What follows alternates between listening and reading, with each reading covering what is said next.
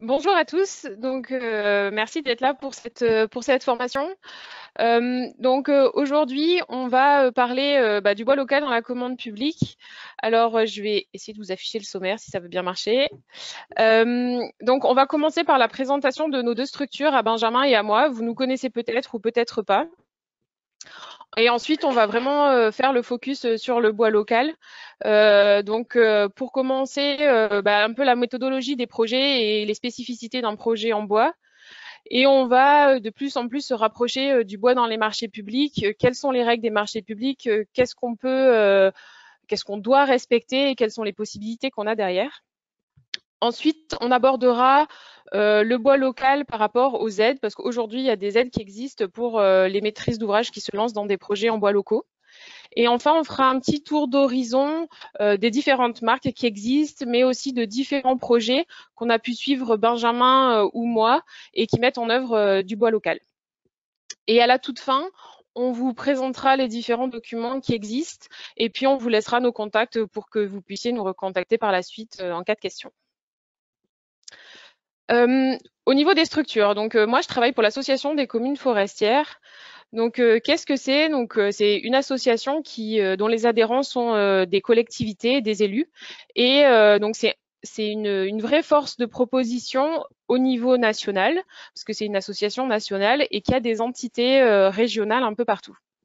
Donc il faut savoir que c'est une association qui est importante puisque c'est la deuxième association d'élus aujourd'hui. Et en Auvergne-Rhône-Alpes, c'est 10 associations départementales et plus de 950 collectivités locales adhérentes. L'objectif de notre association, c'est vraiment de représenter et défendre l'intérêt des collectivités sur toutes les questions de la filière forêt-bois, et c'est de participer à la mise en œuvre de la politique de la filière. Et après, il y a une partie beaucoup plus technique qui vraiment au jour le jour est d'accompagner les collectivités dans leurs projets territoriaux et de les former et de les informer sur toutes les questions de la filière. Donc ça va du foncier forestier jusqu'au bois construction, bien évidemment, mais en passant aussi par la mobilisation des bois, les équilibres sylvo-synergétiques et le bois énergie. Voilà, c'est très vaste et moi je suis située tout au bout sur la partie bois construction. Voilà pour une présentation très rapide de l'association.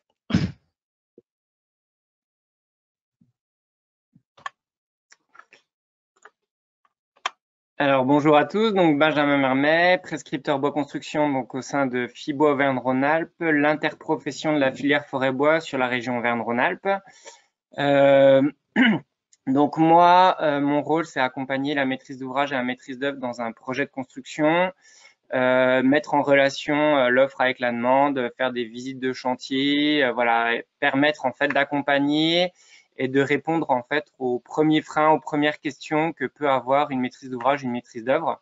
Mais aussi mon rôle, c'est voilà, c'est aussi de connaître, accompagner les entreprises de la construction à partir, on va dire, de la fabrication des produits jusqu'à la mise en œuvre de leurs produits, pour bien connaître aussi notre tissu territorial. Alors, une petite spécificité qu'on a au sein de FIBOA Auvergne-Rhône-Alpes, donc sur la région Auvergne-Rhône-Alpes, c'est qu'on a 6 interprofessions territoriales sur le secteur Rhône-Alpes que vous voyez donc qui s'affichent sur cette carte.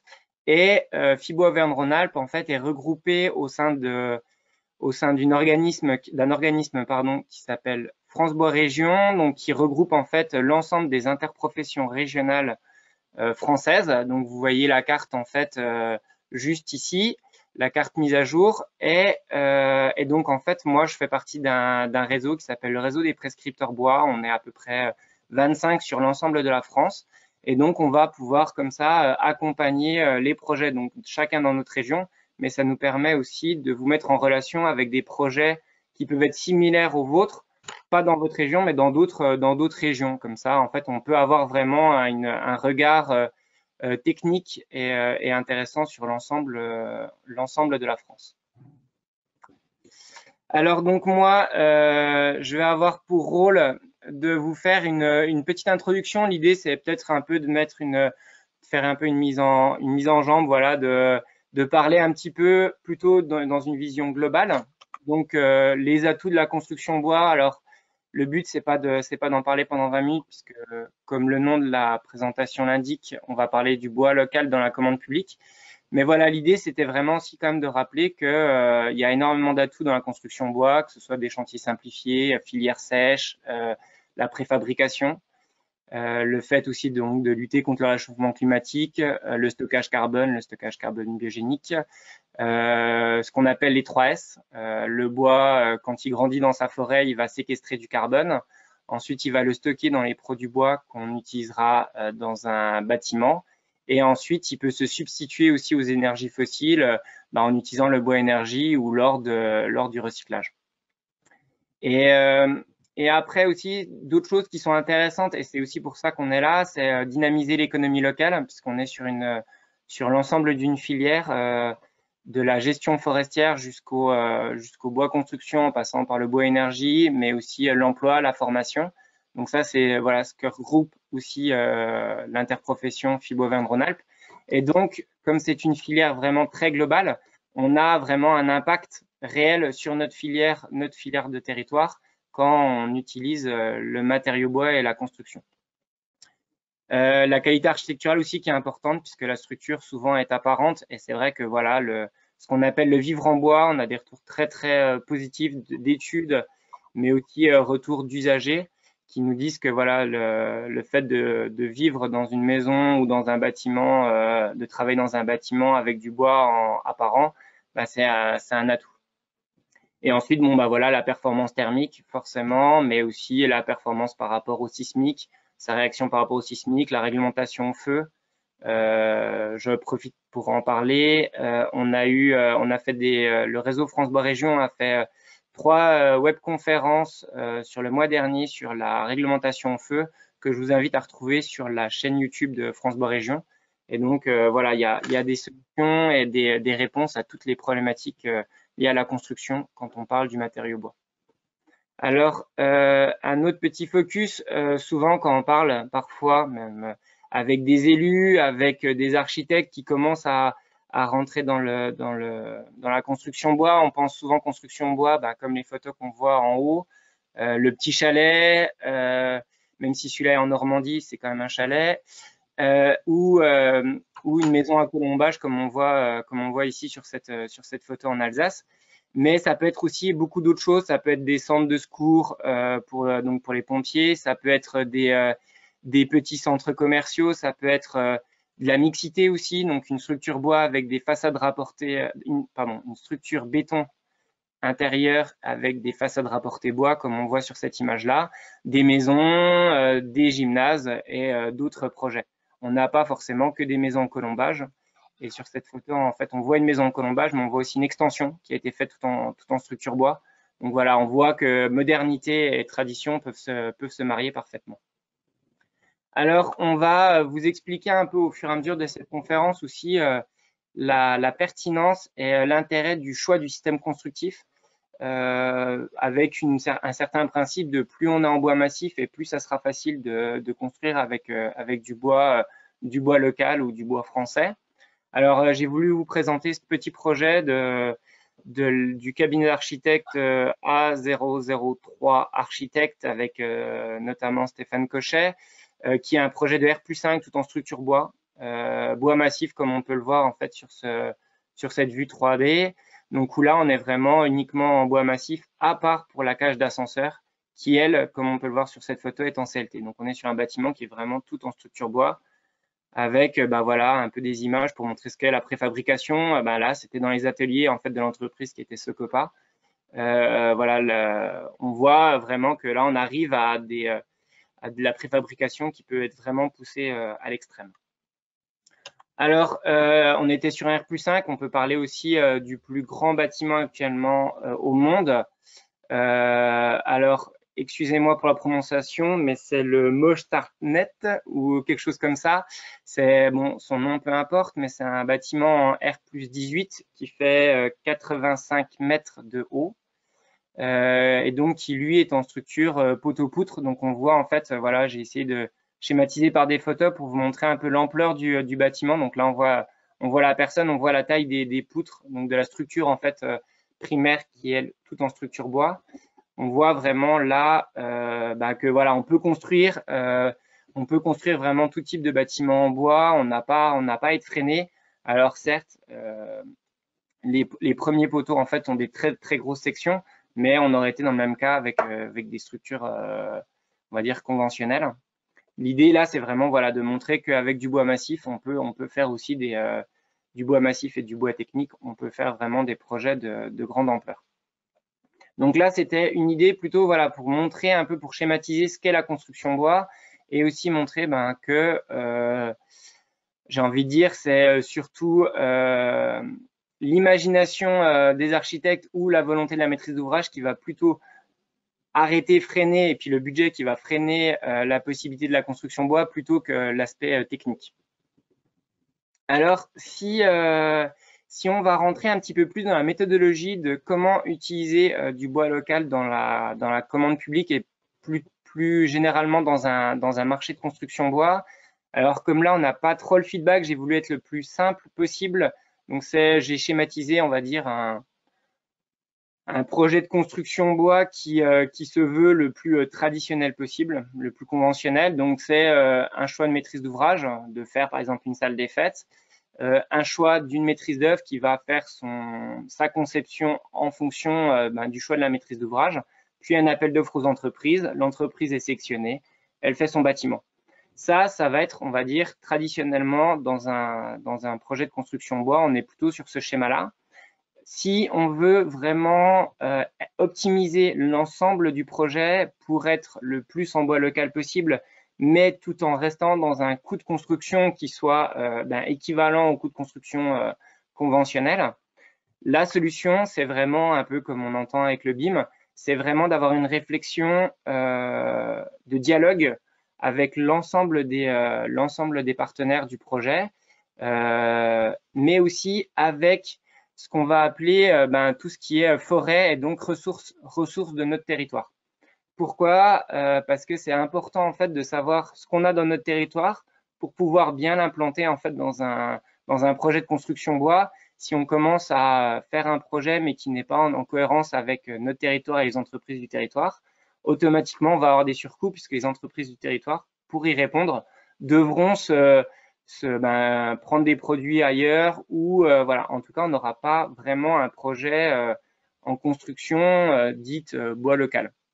Par bois local, on va avoir plusieurs niveaux aussi de local. On peut très bien être sur le bois de la commune, comme le bois d'un territoire, le bois d'une région ou du bois français, voire européen pour certains produits. Donc, il est important en fait d'insérer un dialogue dans tous les projets qu'on suit, que ce soit Héloïse ou moi.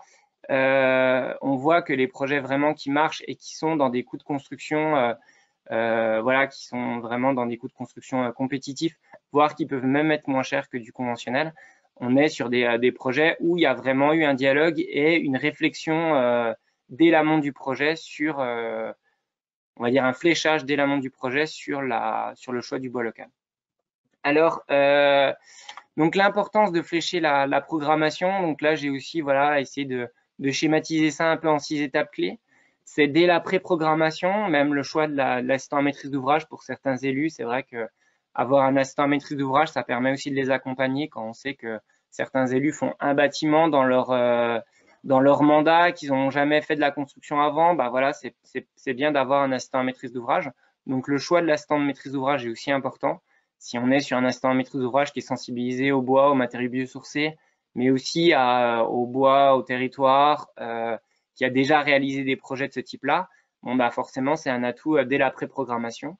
Et après, donc voilà, on va avoir des moyens de flécher dès la programmation, la consultation à maîtrise d'œuvre, indiquer vraiment le choix d'avoir un système constructif bois, d'avoir des compétences, une expérience bois dans le choix de l'équipe qui va être retenue, mais aussi au fil de la conception, la sélection des entreprises et après même pendant la réalisation, c'est vraiment instaurer un dialogue et être accompagné. Donc, ce qu'on nous on propose, que ce soit les communes forestières Auvergne-Rhône-Alpes et FIBOA Auvergne-Rhône-Alpes. Donc ça, il faut vraiment pas hésiter et vous le verrez un peu au fil de la présentation, nos spécificités, que ce soit Héloïse ou moi, pour vraiment savoir vers qui vous tournez. On est très complémentaires. Alors, une chose aussi, on parle de marché public. C'est vrai que dans un marché privé, on peut faire un peu tout ce qu'on veut, mais dans un marché public, on a des règles. Et il y a quand même des choses qui sont parfois méconnues, comme le sourcing. Le sourcing, c'est tout ce qu'on peut faire en fait dans une phase de programmation, dans une phase de conception, avant appel d'offres à maîtrise d'œuvre et aussi avant appel d'offres pour les entreprises. Et donc là, en fait, c'est l'idée de se renseigner sur ce qu'on a en fait autour de soi et ce qui est possible de faire et ce qui n'est pas possible de faire pour pouvoir concevoir un bâtiment, mais aussi choisir les entreprises en fonction, voilà, de ce que notre territoire peut nous proposer.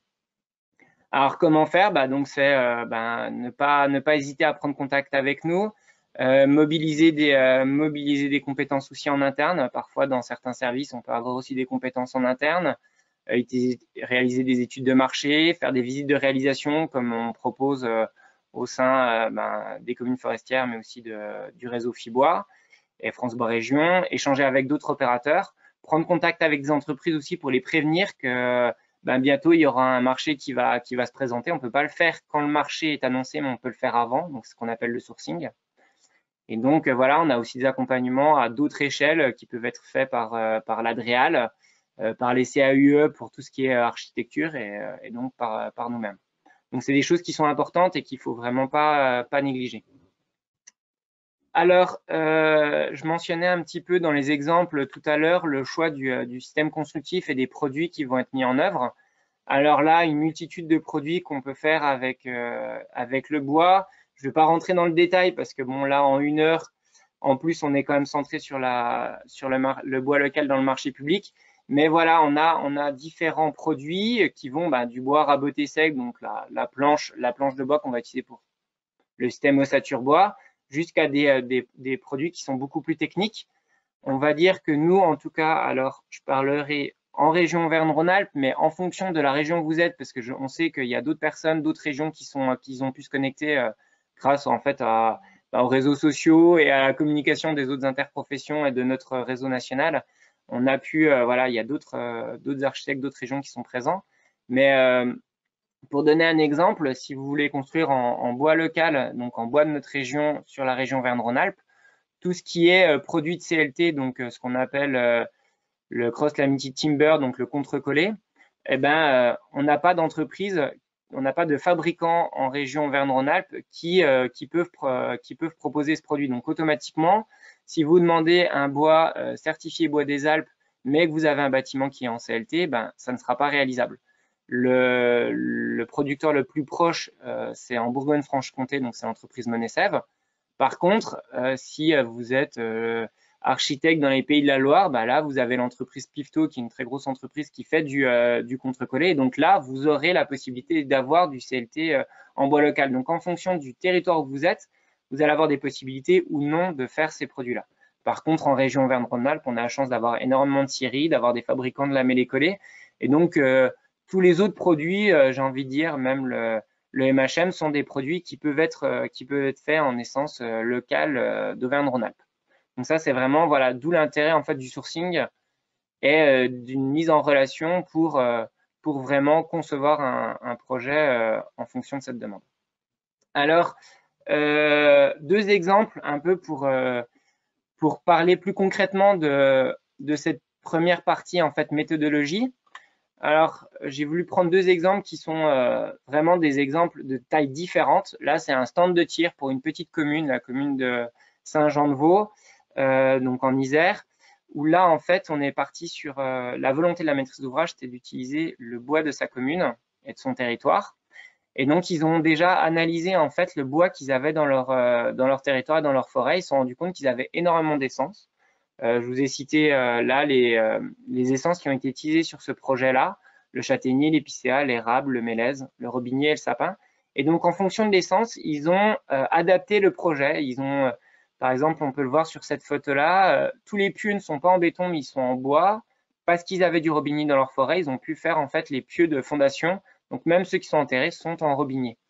Pour l'intérieur, pour l'aménagement intérieur, ils sont plutôt partis sur des essences qui étaient peu durables comme l'épicéa, l'érable ou le sapin. Et pour l'extérieur, donc pour tout ce qui est bois apparents. Là, ils sont plutôt partis sur des essences qui étaient plus durables, comme le châtaignier ou le mélèze. Et donc là, en fait, il y a eu une première conception qui a été faite, et la conception a été un peu aussi modelée en fonction des essences et de la ressource du territoire pour vraiment arriver à réaliser ce projet avec le bois de la commune. Un autre projet un peu plus gros, un peu plus d'envergure, donc le gymnase Alexandre Fleming, qui lui a été réalisé en 2012, donc qui date un petit peu, mais qui montre voilà que même en 2012 on pouvait réaliser des gros projets en fait avec du bois local. Pourquoi j'ai sélectionné ce projet-là? C'est parce qu'il a en fait souvent dans des gymnases on peut voir parce qu'on va avoir plutôt des poutres lamellées collées comme dans les piscines ou autres. Et là l'idée c'est que la conception a été faite en fait que ce soit l'équipe de maîtrise d'œuvre, mais les entreprises et la scierie, en fait, elles se sont réunies, elles ont discuté pour voir ce que la scierie pouvait proposer. La scierie a dit, moi, des poutres des bois massifs de 6 mètres, c'est quelque chose de standard chez moi. Au-delà, c'est du hors standard, donc ça aura un coût un peu supplémentaire. On ne sera pas dans des sections qui sont vraiment voilà, dans du standard. Et donc, la conception a été faite pour avoir en fait ce qu'on voit là ici ou ici, des poutres treillis avec en fait des poutres en bois massif de maximum 6 mètres. Donc on a évité en fait sur ce projet-là au maximum le bois lamellé collé, d'être sur du bois massif pour arriver à un projet qui soit compétitif et qui soit vraiment dans des clous du marché parce qu'on est dans des produits qui sont très qui sont très simples. Et ce que je parlais un tout petit peu au début, donc le côté un petit peu architectural, et ben là, le choix de cette structure-là, un petit peu en poutreterie, apporte aussi un côté architectural supplémentaire au projet, et, voilà, une petite touche de spécificité, quoi.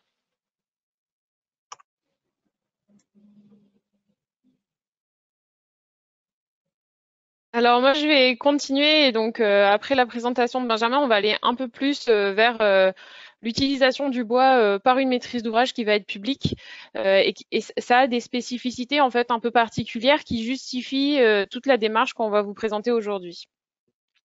Donc, comme vous l'a dit Benjamin, quand une maîtrise d'ouvrage se lance dans un projet, il y a des questions qui vont être communes à toutes les maîtrises d'ouvrage, à savoir quel matériau je peux choisir, est-ce que le bois c'est un choix pertinent ou pas, et est-ce que pourquoi pas je peux valoriser la ressource locale. Mais il y a des questions qui vont être beaucoup plus larges pour de la maîtrise d'ouvrage public parce que un élu, il a des compétences et un champ de compétences qui est beaucoup plus large que la simple utilisation de son bâtiment, comme pourrait l'être un particulier par exemple. Donc, il va pouvoir se poser des questions sur est-ce que ce bâtiment peut me permettre d'être intégré dans mon projet de démarche de transition écologique. Est-ce que grâce à ce projet, je peux assurer de l'emploi en local ou pas? Et après, comment mettre toutes ces exigences-là de la maîtrise d'ouvrage public dans mes marchés en respectant les règles de la commande publique. Donc ça fait beaucoup de questions et quand on est un élu, on a vraiment un panel très très important d'enjeux qui vont être liés à la question à la réalisation d'un bâtiment en bois. Alors j'essaye de passer les diapos, mais ça ne marche pas chez moi. Donc est-ce que Benjamin, tu veux bien changer s'il te plaît? Voilà. Donc là, j'ai essayé de vous synthétiser un peu tous les enjeux qui ont été repérés. Et donc, ça fait plusieurs années qu'on échange avec nos adhérents sur un peu quels sont leurs enjeux en tant qu'élus et comment la commande publique et la réalisation de bâtiments en bois peut répondre à tous ces enjeux-là. Donc, il faut savoir qu'un élu, si on prend vraiment sur la filière forêt-bois l'amont, c'est d'abord il peut être propriétaire de forêt. Et sur cette thématique-là, il y a plusieurs enjeux qui vont aller de comment garantir la gestion durable de mes forêts. Et ça, aujourd'hui, ce qui est important de savoir, c'est que c'est important de gérer sa forêt et de l'exploiter pour pouvoir notamment assurer l'accueil du public en forêt, mais aussi lutter contre les risques naturels. Un élu va aussi se poser des questions sur est-ce que je peux valoriser ma ressource locale parce que aujourd'hui dans les communes forestières, le revenu forestier peut être un élément non négligeable de revenu pour les communes. Et enfin, l'élu, il a aussi une problématique d'assurer le rôle multifonctionnel de la forêt, donc sur ses aspects écologiques, environnementaux, sociétal et forcément économiques. Ensuite, l'élu, c'est aussi un aménageur du territoire. Donc, dans sa réflexion, il travaille à assurer le maintien du tissu économique local et à favoriser et en tout cas à maximiser les retombées économiques sur son territoire pour le rendre attractif ou pour, en milieu de montagne, continuer à ce qu'il y ait de la vie sur son territoire. Et enfin, l'élu, il peut aussi participer à la structuration plus globale de la filière en local. Ensuite, un élu, c'est aussi un moteur du changement et c'est encore plus vrai à l'heure actuelle avec la crise sanitaire et toutes les problématiques liées au changement climatique. Un élu, il a vraiment aujourd'hui un vrai rôle à jouer et notamment pour toutes les réflexions autour du plan de relance de demain et sur la transition écologique. Et enfin, un élu, c'est aussi un client final qui a besoin d'avoir des garanties sur l'utilisation de son produit, sur son origine et sur sa qualité. Alors, est-ce que ça va vouloir changer de diapo? Alors, donc du coup, pour continuer, en fait, le bois local, c'est vraiment une réponse dans la commande publique parce qu'en fait, ça a plein d'atouts, tous ces enjeux qu'on vient de voir. Donc, pour vous donner quelques chiffres, 1000 mètres cubes de bois local qui est mis en œuvre dans un bâtiment, c'est 21 emplois non délocalisables assurés pendant un an. Donc, sur la région Aura, on a beaucoup de territoires ruraux et de territoires en montagne où le maintien de ces emplois locaux, c'est vraiment un enjeu aujourd'hui pour les collectivités. Ensuite, il faut savoir que 1000 mètres cubes de bois qui est mis en œuvre dans un bâtiment, c'est plus de 3500 mètres cubes de bois qui est exploité en forêt. Donc, dans ces 3500 mètres cubes, il y a une partie qui va pour le bois construction, il y a une partie qui sera valorisée en bois énergie. Et exploiter ces arbres, c'est aujourd'hui absolument nécessaire pour ce que je vous disais tout à l'heure, assurer un fonctionnement dynamique de la forêt et de pouvoir protéger les populations correctement contre les risques naturels. Et enfin, il faut savoir aujourd'hui que quand on fait un bâtiment avec une entreprise locale qui met en œuvre du bois local, pour 100 € qui est investi dans ce bâtiment, aujourd'hui, il y a plus de 75 € qui sont directement injectés dans l'économie du territoire.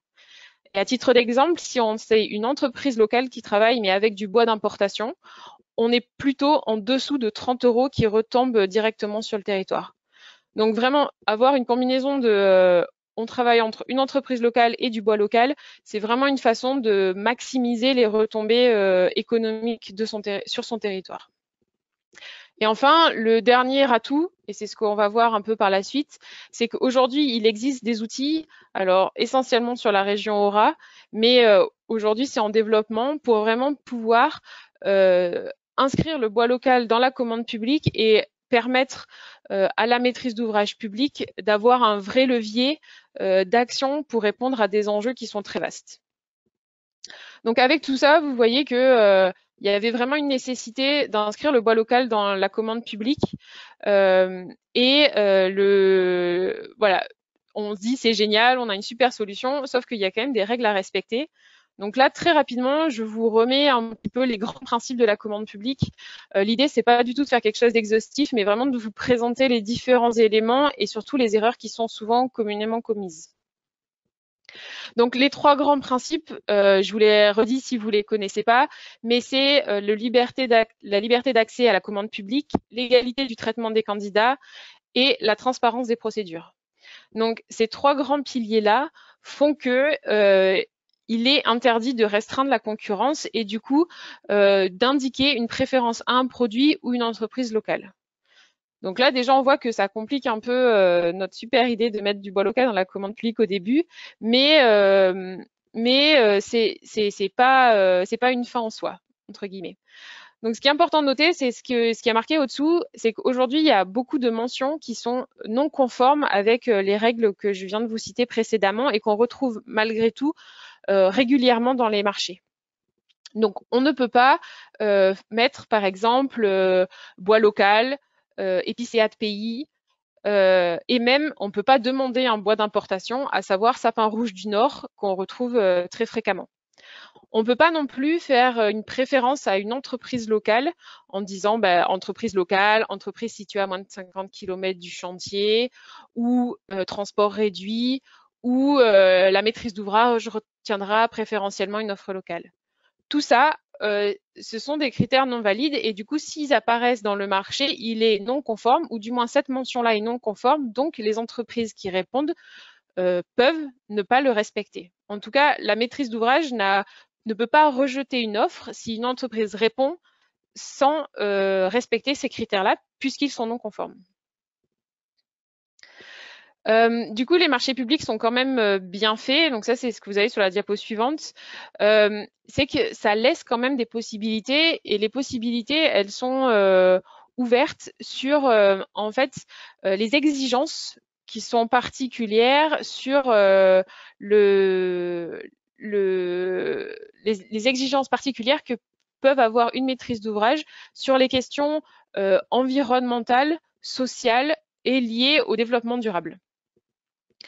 Et grâce à ça, en fait, la maîtrise d'ouvrage peut avoir des exigences particulières qu'elle doit préciser et clairement identifier et demander au travers de ça une marque particulière qui répond à ces enjeux particuliers. Donc comme ça, dit comme ça, c'est un peu, ça semble un peu flou, mais ça permet vraiment en fait d'ouvrir une porte et d'ouvrir la porte à citer une marque qui répond vraiment, et c'est ça le centre de la problématique, c'est il faut avoir des exigences vraiment particulières et ciblées. Et du coup, comme tout marché public, il faut quand même laisser ouvert à la libre concurrence, et du coup, il faut, chaque fois qu'on précise une référence, préciser ou équivalent. Et tout l'enjeu de l'inscription du bois local dans la commande publique, c'est de travailler sur ces critères qui vont être suffisamment techniques, restrictifs, pour pouvoir favoriser la réponse d'entreprises qui sont engagées dans une dynamique, on va dire, de circuits courts et de ressources locales. Et toute la réflexion et tout ce qui a été mis en œuvre jusqu'à aujourd'hui qui permet l'inscription des bois locaux dans la commande publique, eh ben le gros du travail a été fait sur ces aspects-là. Donc, qu'est-ce qui existe aujourd'hui? Est-ce que tu peux passer à la diapo suivante, s'il te plaît, Benjamin? Ah non, c'est Benjamin qui parle. Je vais t'introduire. Donc l'idée en fait qu'a parlé un petit peu Héloïse, c'est voilà, c'est les règles du marché public. Le choix aussi, c'est pas voilà, c'est pas une lubie, c'est vraiment une cohérence de territoire et de filière, le choix du bois local. Mais après la question c'est mais comment mettre du bois local dans un marché public? Alors on a mis là dans ce schéma-là, on a voulu faire un schéma un petit peu synthétique qui permet de présenter un peu les trois grandes solutions. La première, on va dire, c'est la chance. C'est-à-dire qu'on fait un marché public conventionnel, on marque qu'on veut un bâtiment en bois, en structure bois, et en fait, le bois va provenir, en fait, on n'aura aucune garantie de la provenance parce que ça va être en fonction de la culture de l'entreprise. Si l'entreprise qui répond au projet, donc le charpentier qui répond, réalise, se fournit, on va dire, en bois dans le territoire, et ben le projet sera en bois local. Sinon, il ne le sera pas. Et surtout, c'est que la maîtrise d'ouvrage ou la maîtrise d'œuvre ne pourra pas s'appuyer sur le marché pour lui demander une provenance de territoire. Donc, ça marche, cette solution-là. On vous présentera plus tard un projet qui même au départ n'était même pas prévu en bois et qui au final se finit en bois local. Mais c'est quelque chose qui on ne peut pas s'appuyer sur le marché et sur le CCTP pour vraiment obliger, on va dire, les entreprises à réfléchir en bois local. La deuxième solution, c'est la solution qui est juste ici, c'est le bois de la commune ou du département, comme le département du Rhône par exemple, est propriétaire de forêts. Certains départements sont propriétaires de forêts, d'autres c'est des communes. On peut aussi acheter aux communes avoisinantes. Et là, en fait, on va avoir deux solutions où la commune reste propriétaire de son bois, C'est-à-dire qu'en fait, elle va fournir le bois au charpentier. Donc, l'appel d'offres sera fait pour la mise en œuvre, mais pas pour la fourniture des bois. Donc, la fourniture est donnée par la mairie. Et là, donc, dans ce cas-là, quand la commune est propriétaire de son bois de A, donc du début du chantier jusqu'à la fin, elle est aussi propriétaire automatiquement de tout ce qui est coproduit, donc la sciure, les écorces. Et donc là, après, il y a aussi une réflexion de revaloriser ces coproduits qui peuvent être après transmis à des scieries pour se chauffer, qui peuvent être utilisés en paillage dans la commune. Donc, il y a des réflexions qui peuvent être faites, il y a des exemples qui ont été faits, donc c'est des solutions. Par contre, chose importante à ne pas oublier, c'est que quand on est propriétaire de son bois, la commune en fait devra prendre une assurance sur donc une assurance supplémentaire, une décennale, pour garantir la qualité du bois. Après, autre solution qui est un peu plus simple, c'est en fait la commune en fait qui va vendre son bois à la scierie ou au charpentier. Donc le charpentier ou le scieur devient propriétaire des bois. Et donc, en fait, c'est lui après qui va prendre cette responsabilité-là. Il y a beaucoup de projets qui ont été faits sur la région Verne-Rhône-Alpes, on a beaucoup d'exemples. Et donc là, pareil, le choix d'un assistant à maîtrise d'ouvrage peut avoir sa pertinence sur ce type de projet-là. Et donc la troisième des solutions, c'est un peu ce qu'a montré rapidement Héloïse tout à l'heure, c'est le bois local favorisé via une indication et une certification comme Bois des Alpes et Bois des Territoires du Massif central.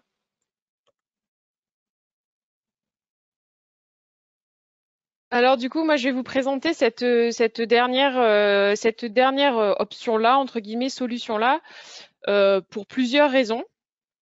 Alors déjà, c'est celle que nous, aux communes forestières, on valorise le plus parce que c'est vraiment un outil qui permet de structurer la filière sur le long terme et de pas faire des projets un peu au coup par coup. Et c'est aussi une solution qu'on essaye de favoriser parce que c'est une solution un peu simplifiée pour les élus. En tout cas, il y a des outils qui existent aujourd'hui qui sont un peu clés en main et qui permettent de passer moins de temps que, par exemple, ce que disait Benjamin pour le bois local où il faut aller choisir ses bois en forêt, etc., etc. Et cette décision, elle vient aussi du fait que dans les années 2010-2017, il y a un projet qui a été porté par notre fédération qui s'appelle le Sans construction en bois local, qui a un site internet, vous pourrez aller voir si vous voulez tous les bâtiments qui ont été faits et qui, pour chaque bâtiment, partout en France, différentes solutions que vous a présenté Benjamin ont été testées et du coup à chaque fois on a fait les avantages, les inconvénients, voilà, les freins, les limites et les perspectives. Et de tous ces bâtiments-là, la solution d'avoir une marque de certification sur laquelle s'appuyer a présenté le plus d'avantages. Donc, qu'est-ce que sont les certifications?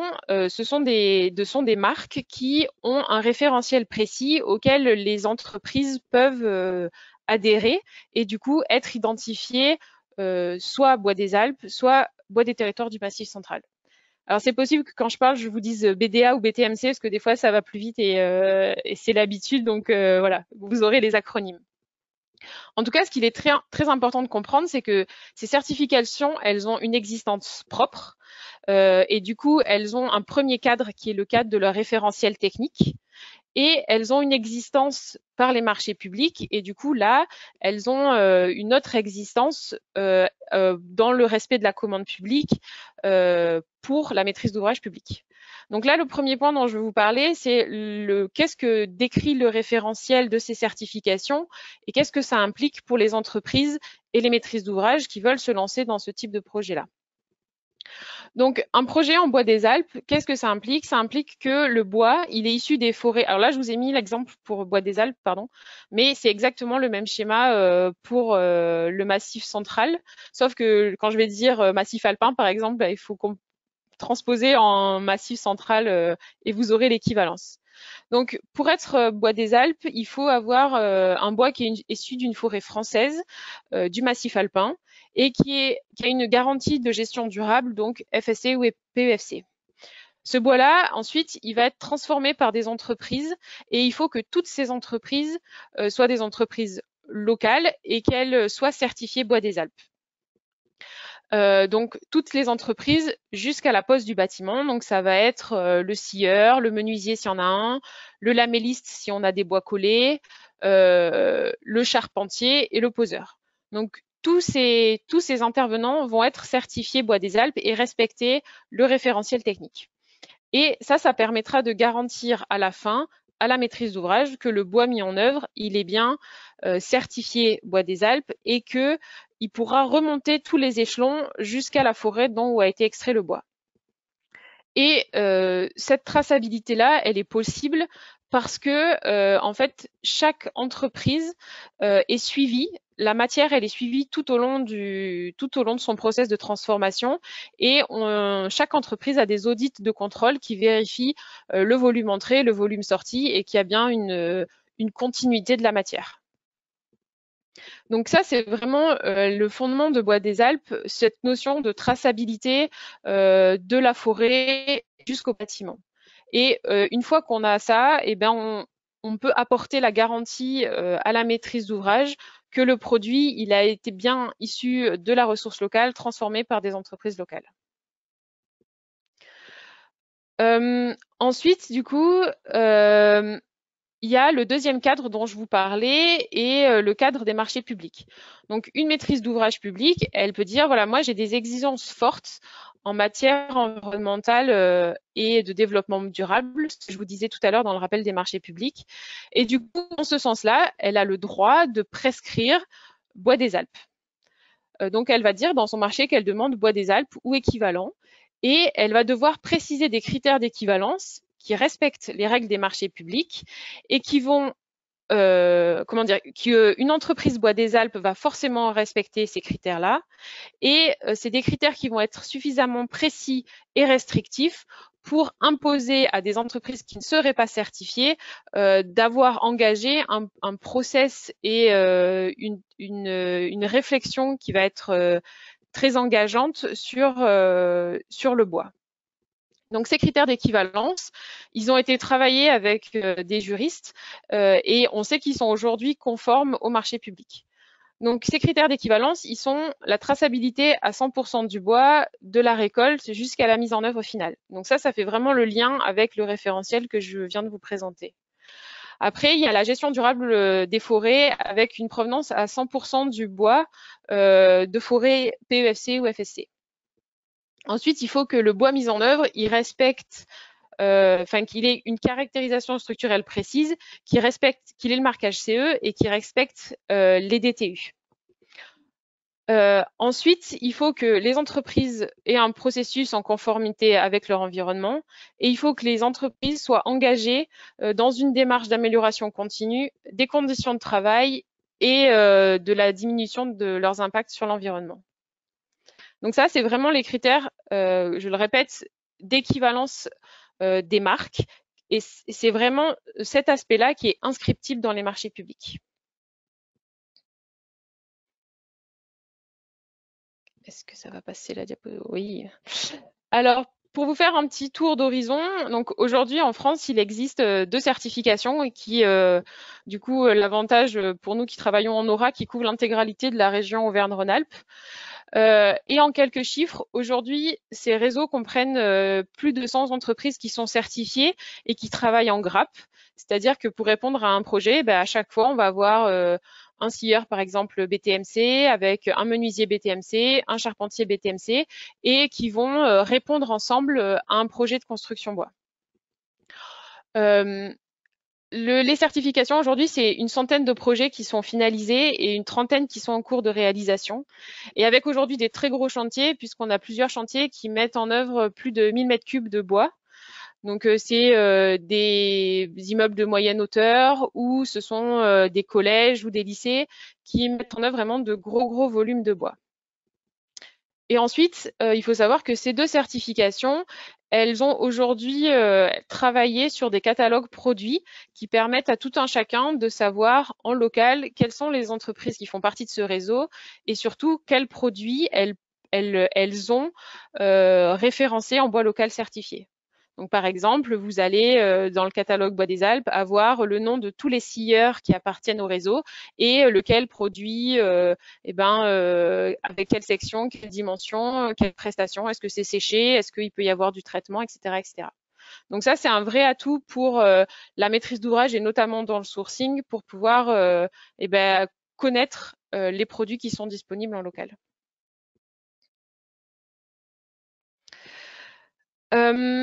Donc si aujourd'hui vous n'avez qu'une seule slide à retenir, je pense que c'est celle-là et ça synthétise un peu tout ce qu'on vient de dire avant. Donc la première chose, c'est que inscrire du bois local dans la commande publique, c'est possible, mais ça ne s'improvise pas parce que si on improvise, on a plus de chances de commettre des erreurs qui vont, on va dire, être préjudiciables pour la réalisation d'un projet en bois local. Ce qui est très important, c'est ce que disait Benjamin, c'est que plus on anticipe, plus ça sera facile d'inclure le bois local dans son projet. Parce que si on prend le projet assez en amont, on peut se renseigner sur les entreprises, leurs capacités, leur savoir-faire et vraiment déduire son projet de cette volonté d'utiliser du bois local. Et enfin, concernant les marchés publics, il faut savoir que si on ne met rien, on peut quand même avoir du bois local finalement, mais on n'a aucune garantie et aucun moyen de l'imposer aux entreprises. Et enfin, si on inscrit mal sa demande, c'est ce que je vous disais tout à l'heure, vu que c'est un critère de non-conformité, c'est un critère qui peut ne pas être respecté par les entreprises. Et du coup, vous pouvez demander un projet en bois local et finalement avoir une entreprise étrangère avec du bois d'importation qui répond, et vous ne pourrez pas ne pas considérer l'offre de cette entreprise. Donc, c'est vraiment sur cet aspect-là qu'il faut être très vigilant.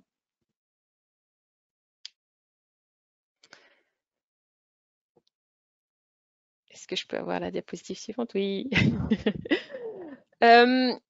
Donc là, on vient vraiment de vous présenter des outils qui existent, qui sont les certifications et qui peuvent être utilisés dans tout cadre, autant dans les marchés publics que dans les marchés privés.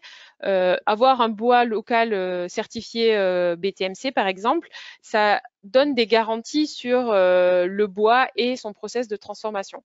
Après, pour l'inscrire dans les marchés publics, on s'est rendu compte que la maîtrise d'ouvrage et la maîtrise d'œuvre, elles ont parfois l'habitude de travailler avec du bois, mais parfois pas du tout. Et en plus, tous ces aspects d'insertion du bois local dans la commande publique, c'est pas forcément évident. Donc, les communes forestières, elles ont travaillé sur des guides juridiques qui sont vraiment des outils opérationnels et techniques pour permettre aux maîtrises d'ouvrage et à leur maîtrise d'œuvre d'insérer le bois local de façon tout à fait simplifiée. Comment ces guides juridiques fonctionnent? En fait, c'est sous forme de fiches et pour chaque étape du projet, vous avez des textes qui sont directement, c'est l'idéal, on peut directement faire du copier-coller avec tous les éléments qui vont être conformes au marché public pour inscrire le bois local. Et en plus de ça, pour chaque étape, vous avez aussi en gros une sorte de méthodologie avec les étapes clés, les points de contrôle et les points de vigilance à avoir dans le déroulé de ce projet-là. Donc sur la diapo d'après, je vous ai mis un petit extrait. Donc c'est l'extrait pour l'insertion dans les CCTP. Et donc ce que vous avez dans le cadre vert, c'est un copier-coller du guide juridique. Et c'est vraiment quelque chose que le rédacteur des CCTP peut directement copier et coller dans son marché. Donc dans le premier paragraphe, vous avez vraiment le rappel de ce qu'on disait tout à l'heure dans les marchés publics, d'une maîtrise d'ouvrage qui a des attentes particulières en matière de développement durable et qu'à ce titre-là, elle demande l'utilisation, ici c'est d'un bois des territoires du Massif central avec bien précisé ou équivalent. Et dans le deuxième paragraphe, vous avez les critères d'équivalence qui rendent la citation à cette marque conforme et qui sont de fait respectés par une entreprise certifiée et qui permettent à la concurrence de répondre aussi, si elle le souhaite, en respectant ces 10 critères.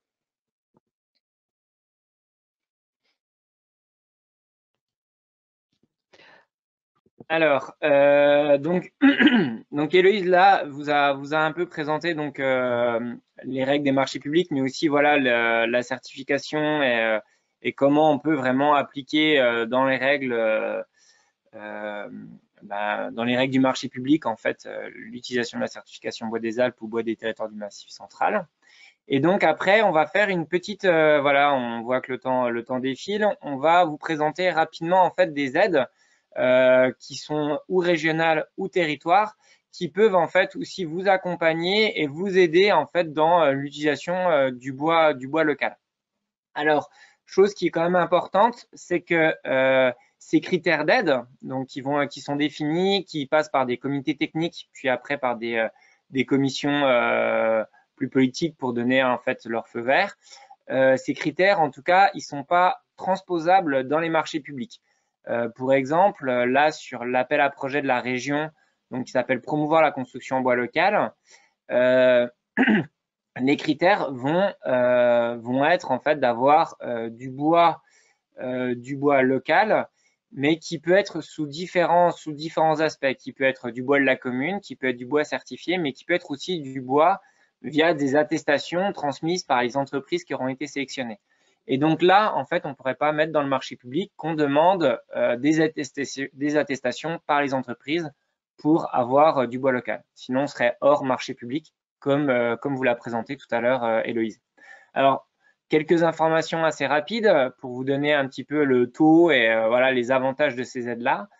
Par exemple, pour l'appel à projet région, donc porté par la région Auvergne-Rhône-Alpes, la maîtrise d'ouvrage public est aidée à 20% avec un maximum de 50 000 € sur le bois local, mais ça peut monter à 30% avec une aide à 100 000 € si on utilise en fait ce qu'on va appeler des essences peu valorisées, comme les gros bois de sapin, les feuillus, même le sapin en général, qui est une essence majoritaire en région Auvergne-Rhône-Alpes, mais qui est parfois sous-exploitée.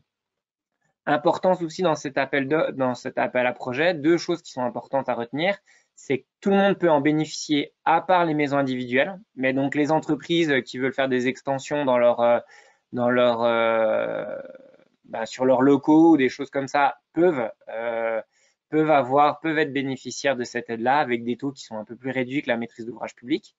Et deuxième chose, c'est qu'il est reconductible en fait tous les ans et on peut en fait candidater toute l'année avec, on va dire, deux deadlines au 30 juin et au 31 décembre, puisqu'après on a 2 commissions par an, 2 commissions techniques qui vont passer en fait en revue l'ensemble des projets. Alors, je vais essayer de passer à la diapo suivante. Voilà. Alors la suite, c'est pour compléter ce que dit Benjamin. Donc, il vous a présenté un appel à projet régional. Il y a aussi des démarches qui sont plus locales, où c'est des départements qui prennent la décision de financer les projets qui vont être en bois locaux ou en bois certifié. Donc ça se fait beaucoup via les DETR, qui sont la dotation aux équipements des territoires ruraux. Et donc, ils ont décidé, dans le cadre de ces dotations, de bonifier l'utilisation de bois local ou de bois certifié. Donc, il y a plusieurs départements sur la région qui ont été moteurs. Donc, ils sont 5 aujourd'hui à avoir mis en place ce type de bonification. Donc, il y a le Puy-de-Dôme, la Haute-Savoie, l'Isère, la Drôme et l'Ardèche. Et il faut savoir que c'est des dispositifs qui existent aussi dans des départements d'autres régions. Donc, c'est vraiment quelque chose qui prend de l'ampleur aujourd'hui. Et là, les critères de bonification, ils sont différents selon chacune des régions, chacun des départements, pardon.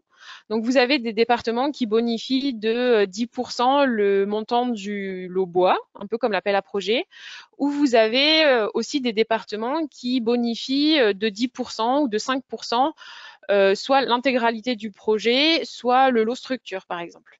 Donc ça, on essaiera de vous faire passer les documents pour chacun des départements, chacun des dispositifs qui existent pour que vous ayez le montant exact de la bonification. Ensuite, ce qui est important aussi à noter dans ces demandes, c'est que les préfectures qui gèrent ces projets-là, elles ont identifié des accompagnements possibles pour les maîtrises d'ouvrage, pour avoir toutes les informations liées à l'utilisation du bois local. Et donc, autant FIBois que nous, aux communes forestières, on en fait partie. Et ce qui est important, dernière chose, c'est que le dépôt, là, il se fait pas au fil de l'eau. La DETR, c'est un dépôt qui a lieu une fois par an, donc un mois par an. Et du coup, ça diffère selon chacun des départements. Donc, il faut être bien vigilant pour pas rater le coche. Et du coup, dernier financement qu'on vous présente aujourd'hui, c'est des financements qui sont encore plus locaux et qui sont intra-départementaux. Donc là, c'est le cas du SIAC, qui est le syndicat intercommunal d'aménagement du Chablais. Donc pour ceux qui ne sont pas du coin, ça représente à peu près un tiers du département au nord de la Haute-Savoie. Et du coup, eux, via un programme leader européen, ils ont décidé d'aider les maîtrises d'ouvrage publics en mettant un appel à projet qui va valoriser exclusivement les projets en bois des Alpes ou en bois qualité Savoie. Et là, les montants et les critères sont exactement les mêmes que l'appel à projet régional que vous a présenté Benjamin tout à l'heure, à savoir 20% du lot bois avec un maximum de 50 000 euros. Voilà. Du coup, là, on vous a présenté un peu toutes les aides qui existent et maintenant, on va vous présenter toutes les autres démarches qui existent en France ou sous d'autres départements voilà, qui font aussi la promotion du bois local. Alors, premièrement, il y a la marque Bois de France qui permet en fait de valoriser donc là du bois français, donc bois issu des forêts françaises et transformé en France, avec un suivi qui va plutôt se rapprocher de PFC et moins de la certification Bois des Alpes, mais qui va permettre en fait, si on voit ce logo-là, donc le logo qui est affiché ici, ça garantit que le bois que vous achetez a été produit avec au moins 80% de bois d'origine Bois de France. Et sinon, en fait, il y aura des logos avec des pourcentages à l'intérieur qui vont passer de 10 en 10 pour vraiment voilà, montrer la quantité qu'on a de bois de France à l'intérieur du produit. Donc l'idée, c'est vraiment de valoriser les entreprises de notre territoire et donc avoir une fabrication française. Ensuite, si on se rapproche plus de la région Auvergne-Rhône-Alpes, on va avoir d'autres marques ou d'autres d'autres appellations qui existent. Il y a la marque Bois Qualité Savoie qui en fait a été portée par des entreprises de Savoie et Haute-Savoie qui va en fait garantir une provenance des pays de Savoie jusqu'à un périmètre de 100 km autour et une traçabilité aussi complète via des audits externes et deux AOC qui sont assez jeunes mais qui ont un travail qui dure depuis, qui a commencé il y a presque une dizaine d'années, mais qui sont maintenant vraiment via un arrêté interministériel au journal officiel, donc qui sont vraiment actés et qu'on peut aussi utiliser, qui sont les appellations d'origine contrôlée bois de Chartreuse et bois du Jura. Alors ces marques et ces marques et ces appellations, elles ont leur avantage d'exister, donc de valoriser un tissu territorial, mais par contre, elles n'ont pas encore cette étape un peu d'équivalence comme va vous le présenter Héloïse tout de suite. Donc, comme vient de vous le dire Benjamin, effectivement, aujourd'hui, c'est des marques qui sont en cours de développement et qui sont en cours de structuration et elles n'ont pas encore atteint le stade où elles sont inscriptibles dans les marchés publics via notamment la détermination des critères d'équivalence et de comment le vérifier. Donc, aujourd'hui, c'est compliqué et c'est difficile d'inscrire ces marques dans les marchés publics et d'avoir une réponse possible via ces marques-là. Il faut savoir que sur les territoires qui sont couverts par contre par Bois des Alpes et Bois des territoires du Massif central, il y a des conventions qui existent avec ces différentes marques puisque l'objectif c'est quand même de valoriser la ressource locale. Donc il y a des intérêts communs entre toutes ces marques-là, même si les enjeux et les périmètres sont différents. Donc il existe des conventions qui existent, donc notamment entre Bois des Alpes et là aussi de Chartreuse et Bois des Alpes et Bois Qualité Savoie, qui vont travailler sur certains projets à ce que le projet ait la double appellation. Donc, par exemple, pour la réalisation d'une école où il y a une volonté Bois des Alpes et l'AOC, eh bien, dans les marchés publics, on va passer par l'utilisation de Bois des Alpes et ensuite les deux associations, Bois des Alpes et l'AOC, vont travailler avec leur groupe d'entreprise et la maîtrise d'ouvrage pour pouvoir avoir des réponses qui vont avoir la double appellation. Et ensuite, il y a aussi donc des conventions qui existent ou qui vont être signées avec Bois de France, qui permettent aux entreprises qui sont certifiées Bois des Alpes ou BTMC d'obtenir le label Bois de France, étant donné que c'est assez être une entreprise certifiée BDA ou BTMC, c'est une marque c'est encore plus engageant que le label Bois de France. Donc, du coup, de fait, une entreprise certifiée Bois des Alpes ou BTMC, elle sera de fait Bois de France.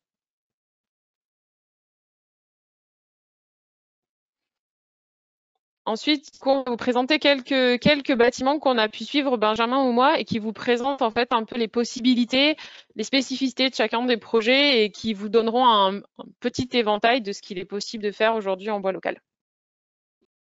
Et c'était aussi une occasion de vous montrer des photos et de ne pas avoir que du texte dans nos présentations.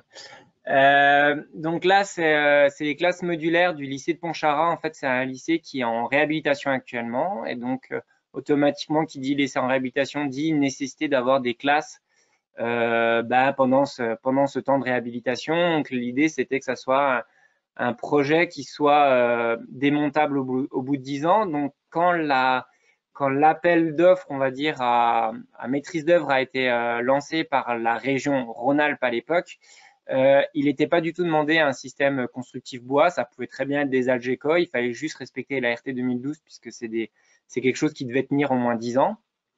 Au final, sur la dizaine d'offres de maîtrise d'œuvre qui a été faite, il y en avait une qui était faite avec du bois, donc c'est celle qui a été sélectionnée par chance.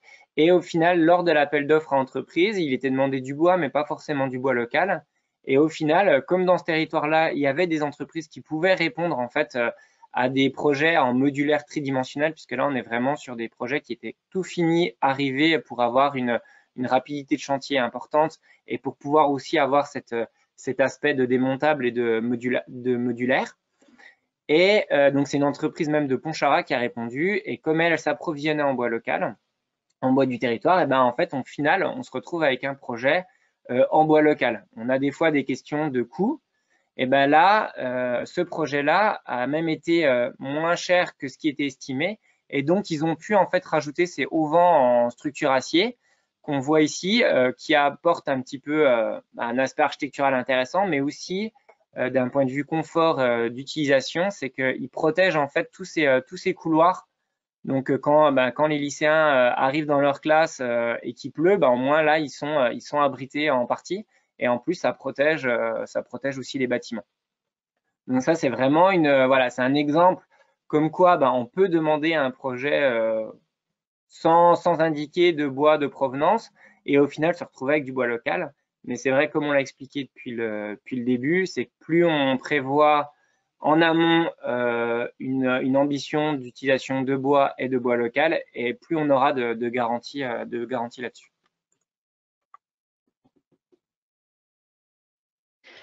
Alors le prochain projet dont je vais vous parler, c'est le pont routier de Cognin. Donc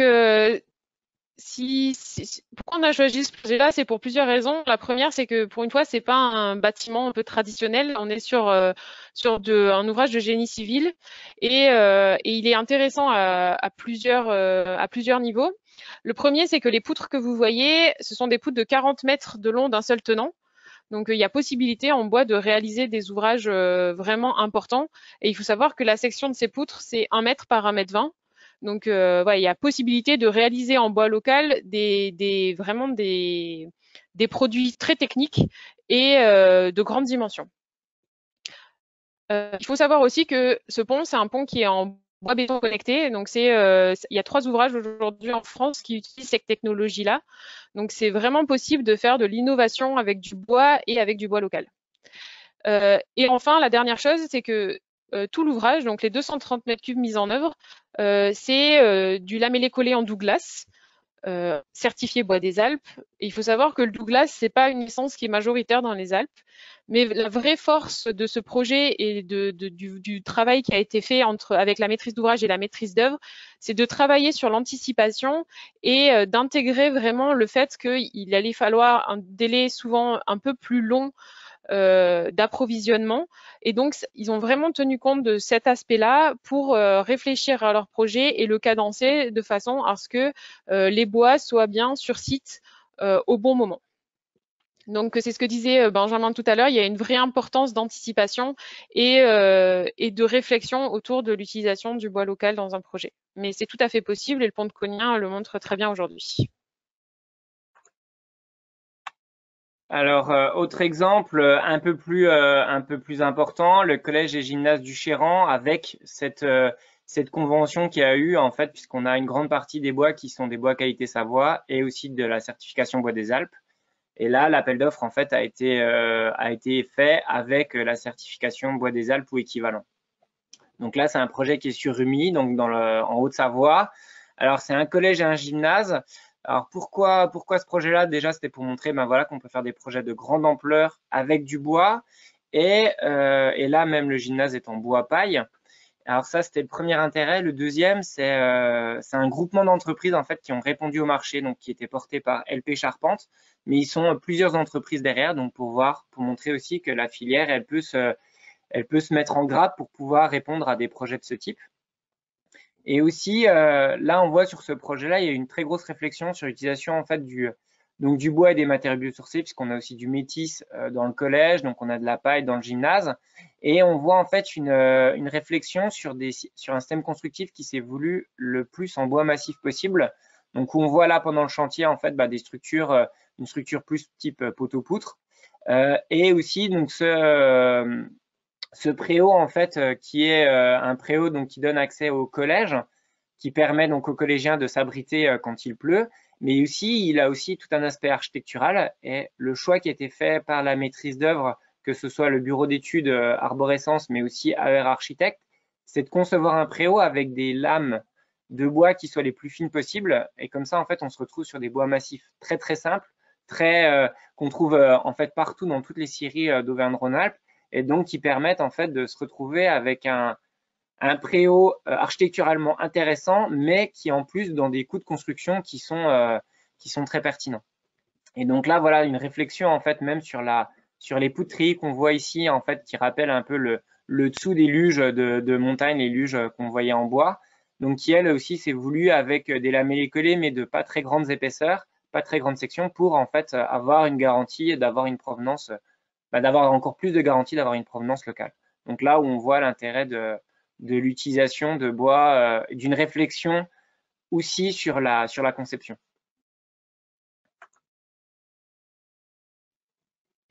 Et du coup, le dernier projet dont on voulait vous parler aujourd'hui, c'est le quai de transfert de Villard-de-Lans. Donc, c'est un quai de transfert qui est situé dans une déchetterie. Et du coup, le grand intérêt de ce projet, c'est que Atelier PNG, donc qui sont les architectes qui ont travaillé sur ce projet-là, ils ont intégré la base de leur réflexion, c'est on veut travailler avec des entreprises locales qui utilisent du bois local. Donc, ils sont passés dans les marchés publics via la certification Bois des Alpes, mais ils ont surtout en amont fait un gros travail d'aller voir les entreprises qui étaient présentes sur leur territoire en leur demandant quelles sont les essences que vous utilisez, quelles sont vos capacités, quelles sont les sections, les produits que vous pouvez nous faire.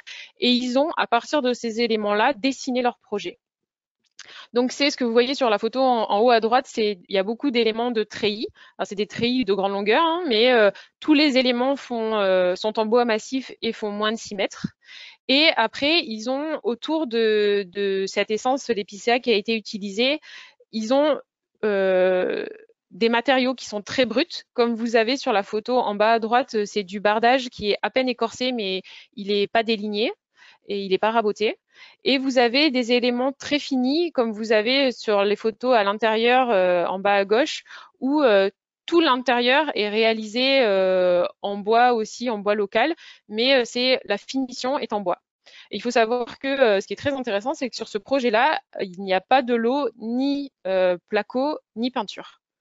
À l'intérieur, tout a été réalisé en bois.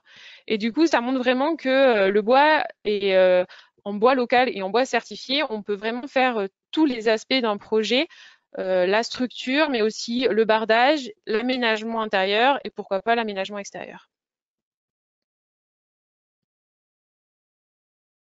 Alors, quelques annexes très rapidement avant de passer aux questions-réponses. Je vois il y en a pas mal. Dorian va faire le tri pour arriver à faciliter nos échanges. Euh, alors, un site internet, puisque là, on vous a montré au fil de la présentation quelques exemples. Il y en a énormément d'autres. Tous ces exemples, vous les retrouverez en fait sur le site du Prix national bois construction et sur le panorama bois.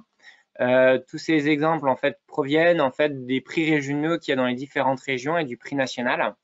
Donc vous avez une multitude en fait de projets et donc pour montrer vraiment que voilà on peut faire énormément de choses avec la construction bois et donc ce site-là vous permet voilà d'avoir des notions, des idées et après il faut vraiment pas hésiter à prendre contact avec nous pour qu'on vous parle de visites de chantier, de visites de projets et qu'on vous accompagne aussi dans vos projets.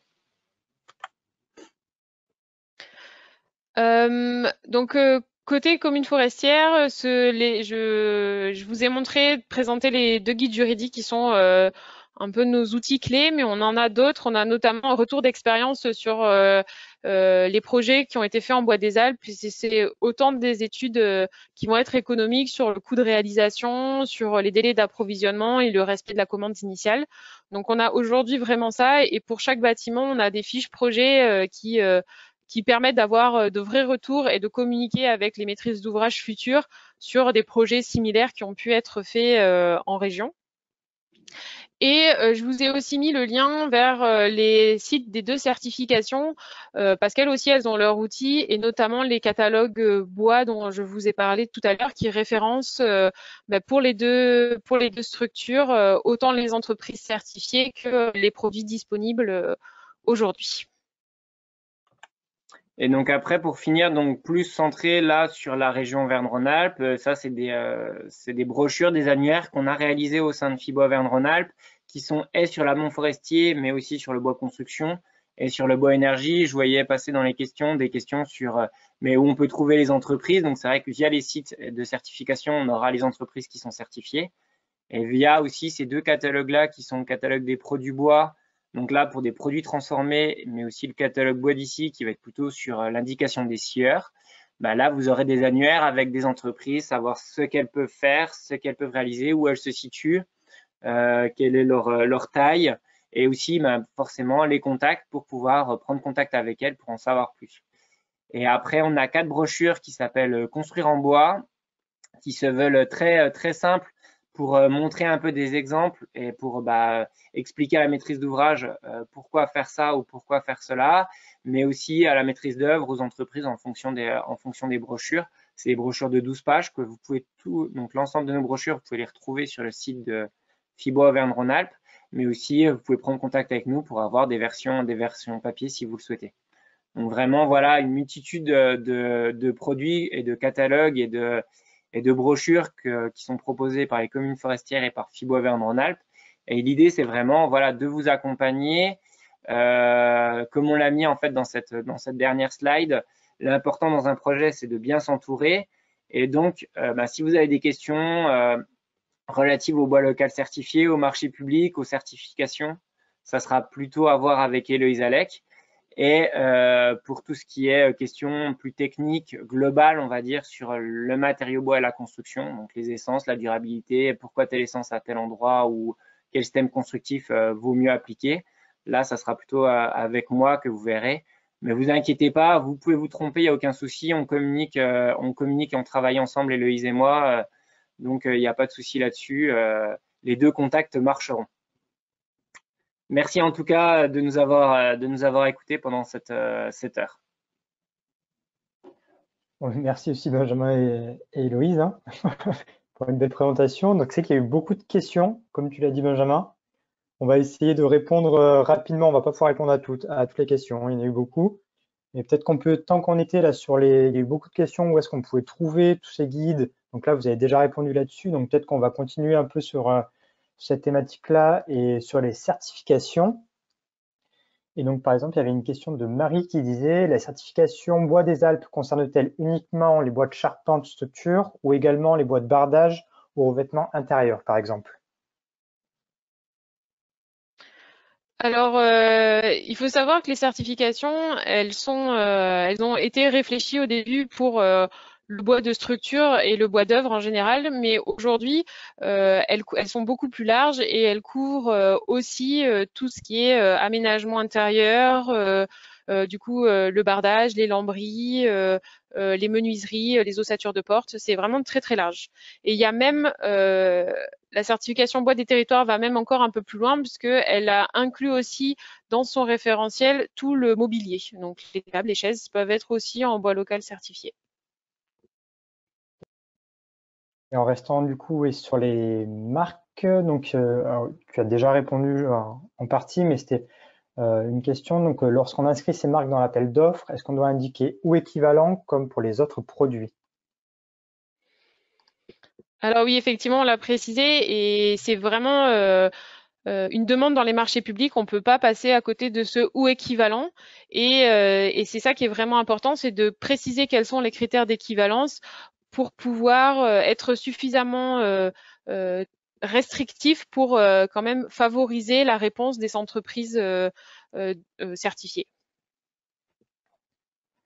Alors, peut-être pour passer un peu sur d'autres thématiques avec le peu de temps. Alors, au tout début, Benjamin, tu as présenté une association avec la CIRIS au sujet d'un gymnase, la construction d'un gymnase. Et donc, il y a une question de savoir à quel stade a commencé l'association avec la CIRIS sur le gymnase en particulier. Alors là, comme c'est un marché public, en fait, donc il y a eu un appel d'offres entreprise, c'est la société SDCC qui a décroché le marché. Et en fait, c'est au moment où l'entreprise a été sélectionnée que là, l'entreprise, avec la maîtrise d'œuvre, en discutant, s'est dit, ben, est-ce qu'on peut peut-être modifier un petit peu en fait ce marché pour qu'il puisse vraiment être réalisé facilement en bois local. Et donc, dès l'amont, dès le début du projet, l'idée était quand même de faire avec du bois local. Donc, il y avait déjà cette poutre treillis, mais il y a eu une réflexion en fait de modification de certains paramètres pour pouvoir en fait répondre avec du bois local et être dans des clous de marché. Une chose aussi qui est importante, c'est vrai que c'est le temps. C'est pas forcément le coût qui peut prendre, qui va jouer. Donc, on peut être sur des coûts qui vont être équivalents, mais parfois sur des projets, surtout quand on est sur des projets de communes avec du bois de la commune, là, il y a toute une partie en fait qui n'a pas qui n'est pas nécessaire quand on part sur une certification. C'est en fait le temps de réflexion, de voir quels sont les bois qu'on a dans notre forêt, le temps de séchage parfois sur certains bois qui peuvent être un peu atypiques. Et donc ça, c'est un temps qui doit être pris en compte. Mais quand il est pris en compte dès l'amont du projet, bah, en fait, il va être un peu lissé sur tout le temps sur tout le temps du projet. Okay. Alors, peut-être pour revenir aussi un peu sur l'aspect essence et au niveau des bois. Donc, au début, il y a eu des questions sur comment connaître un peu les essences locales présentes sur son territoire. Et après aussi, alors plus sur le bois, comment on peut connaître l'ensemble des bois labellisés, donc bois des Alpes, BTMC, et les essences dans ces labels locaux. Donc, il y a eu beaucoup de Alors, questions, hein. ouais, par rapport aux essences locales, après, je laisserai la parole à Héloïse par rapport à la certification, mais en tout cas, d'un point de vue global par rapport aux essences locales, là, il ne faut pas hésiter en fait à prendre contact avec son interprofession. Alors, si vous n'êtes pas en région Auvergne-Rhône-Alpes, comme je l'ai montré au tout début de la présentation, il y a des interprofessions dans toutes les régions. Et donc, elles, en fait, vont pouvoir vous accompagner et vous expliquer, en fait, vous aider dans le sourcing et vous expliquer ben, quelles sont les essences qui sont importantes dans leur région. Pour exemple, dans le nord de la France, donc dans les Hauts-de-France, il y a une essence qui est très importante qui s'appelle le peuplier. Et elle, en fait, eh ben, en utilisant le peuplier, on va avoir une garantie d'avoir du bois local dans son projet parce que presque voilà, toutes les entreprises qui travaillent le peuplier sont situées un petit peu dans cette zone-là. Par contre, donc c'est là en fait l'intérêt vraiment d'être bien entouré, bien accompagné pour pouvoir être guidé sur les essences de notre territoire. Et après, en fait, comme je l'ai présenté précédemment, il y a un catalogue qui s'appelle le catalogue Bois d'ici, qui présente les 8 grandes essences dans la région Auvergne-Rhône-Alpes, 4 en résineux et 4 en feuillu. Donc voilà, ça vous permet d'avoir des petits aspects techniques sur ces essences-là et leurs spécificités et à quel moment on peut les utiliser ou non. Et du coup, pour répondre à la question côté certification, vous avez un premier élément de réponse qui est en fait les référentiels sont pas restrictifs en termes d'essence et dès qu'une essence se trouve sur le territoire, elle pourra être certifiée. C'est-à-dire que par exemple sur les Alpes, effectivement il y a de l'épicéa et du coup il sera certifié boîte des Alpes, certifiable boîte des Alpes, mais vous pouvez aussi avoir du châtaignier, du robinier ou du chêne et il est aussi, s'il est présent sur le territoire, être certifiable bois des Alpes. Après, il faut réfléchir dans son projet sur la disponibilité du produit et pas viser des milliers de mètres cubes s'il y a très peu d'essence disponible en local. Après, si vous voulez aller plus loin, donc on peut poser directement la question aux certifications, mais il faut savoir que dans les guides bois qui sont à des dispositions et qui sont en train d'être diffusés par les deux certifications, il y a vraiment en introduction tout un chapitre sur les essences disponibles et surtout la disponibilité de ces essences-là dans les territoires concernés. Donc, par exemple, typiquement pour les Alpes, ils vont vous parler du Douglas et vous dire que le Douglas existe dans les Alpes, mais que c'est peut-être pas forcément l'essence à privilégier quand on travaille dans les Alpes parce que la disponibilité, elle est faible. Voilà. Très bien. Donc, on a une question là de Thomas qui demande si le maître d'ouvrage n'est pas moteur ou demandeur de bois local. Comment on peut le convaincre et est-ce qu'il y a un surcoût? Alors sur cette question, c'est vrai qu'on me disait plus c'est prévu en amont et mieux c'est, mais on a beaucoup de projets en fait qui sont en fait des appels d'offres maîtrise d'œuvre qui sont envoyés par les communes et en fait c'est les maîtrises d'œuvre qui elles vont faire le choix du bois et même du bois local et qui vont le valoriser en fait dans leur projet, montrer voilà qu'ils peuvent travailler avec le tissu du territoire. Et donc ça en fait c'est vrai que la question du surcoût on l'a en fait toujours la question du coût, combien ça va coûter. C'est assez compliqué de dire parce que c'est un peu comme une voiture, ça va dépendre de la conception du bâtiment, de la taille, de ses spécificités. Mais en tout cas, on a pas mal de projets en fait et de maîtrise d'œuvre qui font en bois local et qui arrivent à gagner les marchés parce qu'elles sont dans les coûts de construction, voire même en dessous du budget annoncé. Donc, pour expliquer ça, par rapport à une maîtrise d'ouvrage, la meilleure des solutions, c'est la visite de chantier. Donc là, c'est via l'accompagnement en région, on a des interprofessions territoriales, mais c'est via l'accompagnement, donc via une prise de contact avec l'interprofession, on peut vous indiquer en fait des projets similaires aux projets prévus par la maîtrise d'ouvrage de même taille pour qu'elle aille sur place, qu'elle puisse prendre contact aussi avec la maîtrise d'ouvrage de ses réalisations pour pouvoir échanger et puis aussi pour pouvoir la rassurer sur des questions qui peuvent être est-ce qu'il y a un surcoût, comment s'est passé le chantier, parce que c'est vrai qu'on a cette question de surcoût, mais on a aussi cette question de rapidité qui peut être aussi des fois sur des écoles qu'il faut qu'elles sortent pour la rentrée, une question de rapidité, de mauvais terrains aussi, donc des terrains où en fait il faudrait une structure légère et donc là la construction bois a sa pertinence et en fait le surcoût il est récupéré par le gros œuvre qui va être allégé. Donc c'est vrai que voilà, on a beaucoup de critères et donc c'est vrai que la meilleure des solutions pour une maîtrise d'ouvrage, pour rassurer une maîtrise d'ouvrage, c'est lui présenter des projets similaires à son projet. Et donc là, le site du panorama bois, la prise de contact avec l'interprofession ou avec les certifications sont une solution pour assurer concrètement celle-ci. Donc après, voilà, donc là une question suivante, c'était est-ce qu'il y a un moyen de contourner l'interdiction de préciser la provenance des bois dans les marchés publics, que ce soit pour les aménageurs ou les bailleurs sociaux? Alors, c'était un peu le but de la présentation, mais du coup, en fait, pour synthétiser, on peut pas frontalement le marquer, et du coup, le biais pour le contourner, c'est vraiment de passer par les marques de certification et jouer sur ces critères d'équivalence pour pouvoir restreindre la réponse ou du moins faciliter la réponse pour les entreprises certifiées. Après, aujourd'hui, il y a d'autres choses qui se développent et avec les nouvelles réglementations, on va aller peut-être vers favoriser les circuits de proximité, mais aujourd'hui, c'est pas encore structuré et on peut pas encore utiliser forcément réglementairement ces outils-là. Mais à l'avenir, en tout cas, il y a beaucoup de réflexions qui vont en ce sens-là. Et voilà, aujourd'hui, celui qu'on vous a présenté et qui est fonctionnel depuis plusieurs années, c'est le chemin des certifications. Et demain, il y aura peut-être d'autres solutions qui existent, mais pas encore. Pas de souci. Alors après, oui, on a eu des questions, enfin de manière générale, des questions sur les garanties techniques des bois et les suivis de disponibilité, des coûts et les suivis des peuplements. Donc ça fait beaucoup de choses, mais voilà, peut-être déjà sur les garanties techniques de bois et le suivi des disponibilités. Est-ce que vous avez des informations supplémentaires?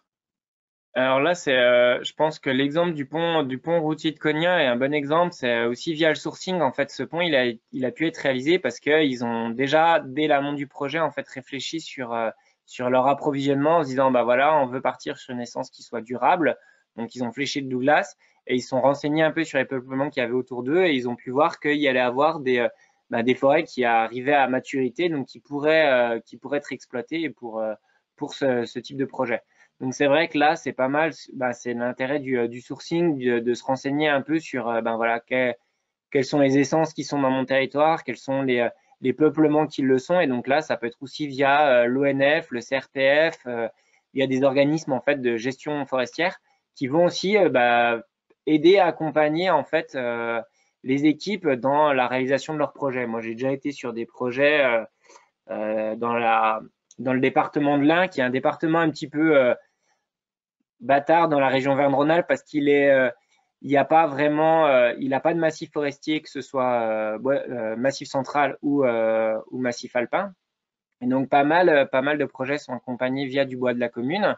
Et donc là, en fait, c'est avec l'ONF qu'on a été en forêt, présenter un peu les projets, présenter le projet, mais aussi que l'ONF puisse présenter en fait les bois qui sont disponibles dans la commune, les peuplements. Et donc c'est après ça que c'est fait toute cette question de conception en se disant, bah, ok, ben, on n'a pas de bois, on a tel bois qu'on peut mettre en extérieur, ben, allez hop, on va en profiter. Ah, attention, on n'a que 5 mètres cubes.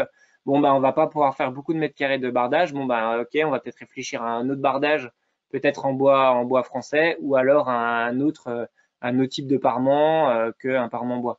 Et donc, c'est vrai il y a cette réflexion-là qui est importante à faire, mais il y a des organismes qui accompagnent sans aucun problème.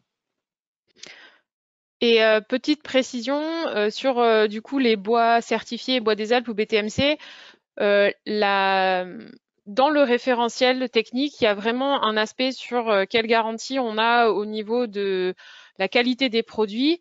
Et du coup, c'est vraiment un bois qui va être mis en structure, c'est un bois qui va être séché, qui va avoir un marquage CE, qui va avoir un classement mécanique. Et du coup, il y a toutes ces garanties quand on demande un bois local certifié bois des Alpes en C24 si c'est du massif ou en GL28 si c'est du lamellé-collé. On a via le référentiel et l'engagement des entreprises d'avoir un bois qui va être conforme au DTU avec le marquage CE. Donc du coup, au niveau de la qualité des produits, on a vraiment aujourd'hui des garanties sur les qualités du bois local en général. Bon, je vois que le temps passe très vite. On va peut-être poser une dernière question, si ça vous va. C'était alors comment sécuriser les coûts de fourniture lorsque la ressource est réduite par prescription?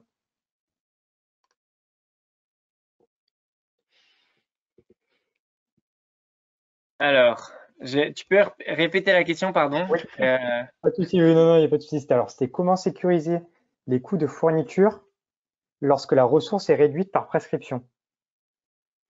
Alors, c'est vrai on a pas mal de questions là-dessus en disant, bon, bah déjà, l'important, c'est de construire en bois et après de construire en bois local. Et c'est vrai qu'on a des fois des craintes de maîtrise d'ouvrage ou maîtrise d'œuvre qui vont nous dire, mais si on part sur une certification ou sur un schéma un petit peu particulier, ben, on peut avoir des risques de marché infructueux ou d'avoir des surcoûts, des surcoûts. Et c'est tout là l'intérêt en fait du sourcing, un peu comme l'a présenté Héloïse avec le quai de transfert, c'est tout ce travail qui est fait en amont, alors qu'on pourrait considérer comme un travail long et compliqué, mais en fait qui nous fait gagner énormément de temps pour l'après. Pourquoi? Ben, parce que ça nous permet en fait de faire un projet où on a les garanties en fait, parce qu'on part sur des produits qui sont faits par les entreprises du territoire, ben, on sait que ces entreprises-là répondront dans les clous du marché, parce que c'est des produits qui sont traditionnels chez elles. c'est des produits qu'elles font régulièrement et donc qu'elles ont optimisés. Si on n'a pas cet aspect de sourcing, là, c'est vrai qu'on peut avoir des projets où on a déjà vu des projets comme ça qu'on accompagne et malheureusement qu'on a accompagné un peu trop tard, où en fait, c'est demandé, voilà, je veux faire, je sais pas moi, une salle des fêtes et je veux le faire en CLT et je veux qu'il soit certifié Bois des Alpes. Là, on aura automatiquement des surcoûts parce que c'est presque impossible à faire. Il y a un projet qui a été fait comme ça, qui était un refuge en fait en montagne, et l'intérêt c'était surtout de montrer qu'on pouvait faire du CLT en bois des Alpes. Mais en fait, c'est du bois qui était certifié bois des Alpes, qui est parti chez un fabricant de CLT et qui après est revenu fabriquer. Et donc là, automatiquement, on a des surcoûts. Alors que si on réfléchit dans une conception qui va avoir une conception de territoire, ça ne veut pas dire retourner à 50 ans en arrière, hein, loin de là. On voit des projets qui ont vraiment une réflexion et un côté architectural très moderne, très, très novateur.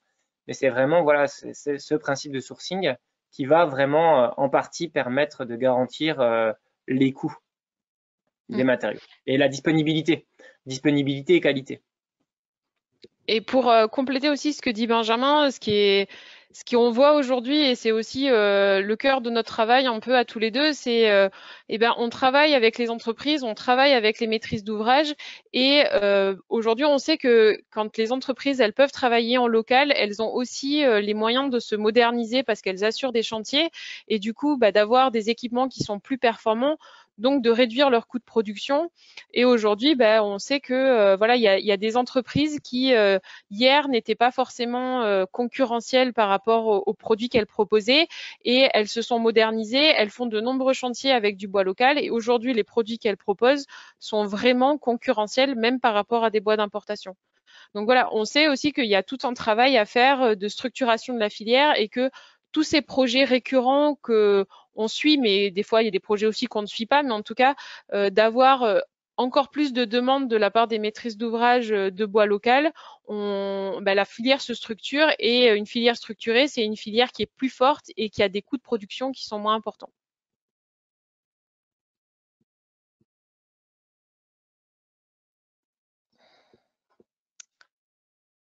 Je crois qu'on a perdu Dorian, pardon. Non, d'abord le temps défile, donc je vous propose de clôturer cette heure et demie que vous avez passé avec nous. Donc déjà, merci pour pour vos participations, puisque on était plus de 70 présents à cette conférence. Donc c'est vraiment merci aussi pour vos messages de remerciements et vos retours positifs. C'est vrai qu'on a malheureusement dans ces web conférences, et qu'on n'a pas le feedback. Donc c'est bien de l'avoir via ce chat, et après il faut vraiment pas hésiter. Vous avez nos contacts pour prendre contact avec nous sur des projets vraiment en particulier. Donc où là les réponses sont un peu plus longues que 2 ou 3 minutes.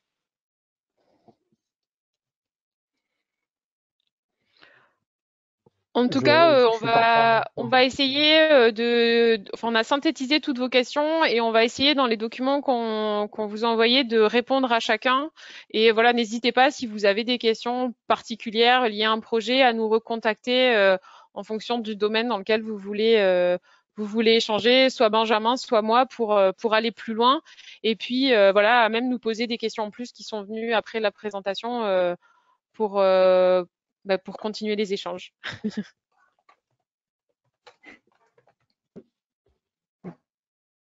Et pour rappel, c'est vrai que on a vu pas mal de commentaires là-dessus. Donc l'enregistrement et la présentation, on vous communiquera aussi tous les documents, vraiment tous les supports qu'on a réalisés aujourd'hui.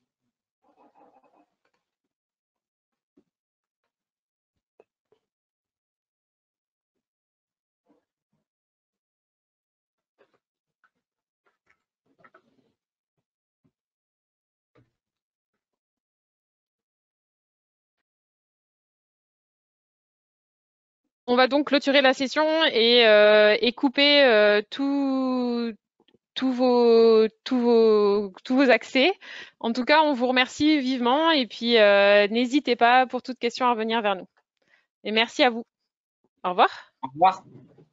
Au revoir.